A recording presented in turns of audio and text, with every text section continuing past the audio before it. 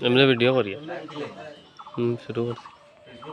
সব হল আমরা মুসলমান, আমরা বর্তমান এই হামসায় হইল নারায়ণপুর মুরার মসজিদ হাইলাকান্দি শহরের একবার অঞ্চল অল ইন্ডিয়া মুসলিম পার্সোনাল ল বোর্ডের পরামর্শ মতে আমরা আজকে খতমে ইউনুস পড়িয়া আস্তাগফিরুল্লাহ দুরূদ শরীফ পড়িয়া অল ইন্ডিয়া মুসলিম পার্সোনাল ল বোর্ডের যে নির্দেশ আমরা নির্দেশে পালন করছি। দেখো কোয়া আমরা 232টা বা 234টা ভোট আইনের বিপক্ষে পড়ছে, আর আইন হয়তো 288টা হয়েছে।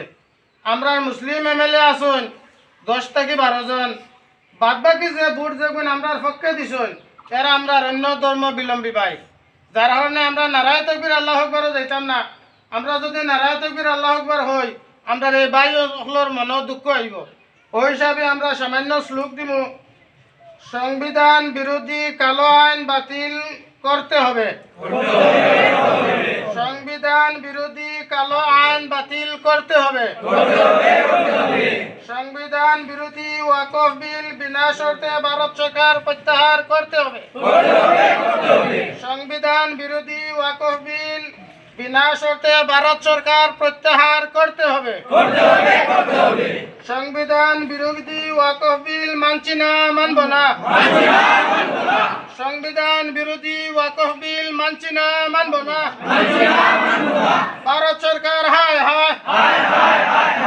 মসজিদ মাদ্রাসা ঈদগাহ খবরগাহ ভারত সরকারের হস্তক্ষেপ করা মানছি না, মানব না। মসজিদ মাদ্রাসা ঈদগাহ খবরগাহ ভারত সরকারের হস্তক্ষেপ করা মানছি না, মানব না। অল ইন্ডিয়া মুসলিম পার্সোনাল ল বোর্ড জিন্দাবাদ। অল ইন্ডিয়া মুসলিম পার্সোনাল ল বোর্ড জিন্দাবাদ। অনতি বিলম্বে ভারত সরকার সংবিধান বিরোধী কালো আইন বিনা শর্তে প্রত্যাহার করতে হবে। অনতি বিলম্বে ভারত সরকার সংবিধান বিরোধী কালো আইন বিনা শর্তে প্রত্যাহার করতে হবে।